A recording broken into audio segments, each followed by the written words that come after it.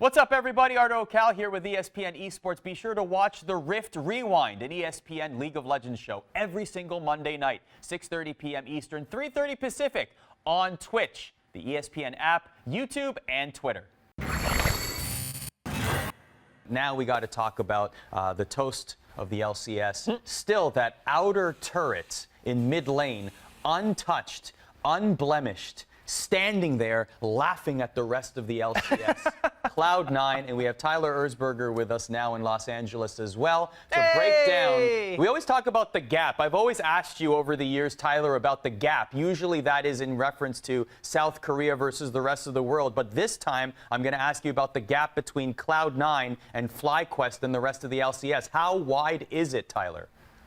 It is as big as the Pacific Ocean. It's as big as Faker's champion pool. It is big as the Pacific Ocean with all ridiculous. the garbage in it, too. It's actually ridiculous how far ahead C9 is from everyone else in the LCS right now. They've played FlyQuest, the second best team in the league, twice and blown them out twice. They give up versus TSM, and they still blow them out. It's just from their macros, their decision making, to just their mechanical talent overall. It's far greater than anyone else in the LCS, and they're on another level right now.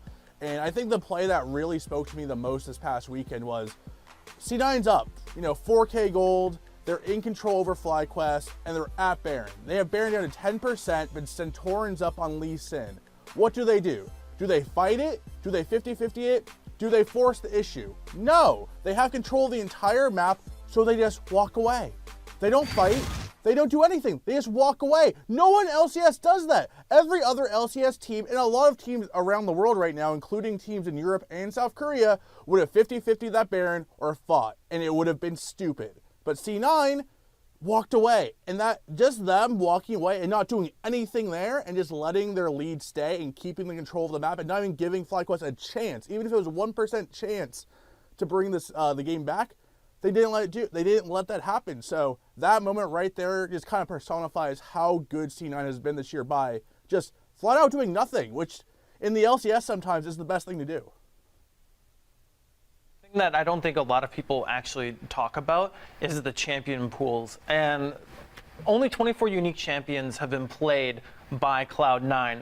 FlyQuest have played 31, TSM have played 37, and Team Liquid have played 33. There's hidden power in this team that we don't even know about yet. They haven't even reached a final form. They haven't been pressed far enough to go past 24 unique champions. I find that fascinating. Well, Pobelter has had more champions played in his career than Cloud9 has played in this split. We'll get to Pobelter in a little bit, though. FlyQuest is in the chat, by the way. What I want to know from FlyQuest is how many trees have you planted this split? Please let us know in the chat. I would love to read that because I love the initiative. Emily, when we talk about Cloud9, they have been dominant, absolutely. But I go back to Team Liquid, and I wonder if they're going to be the team to catch up to Cloud9. How do you think the next Cloud9 versus TL matchup will look like?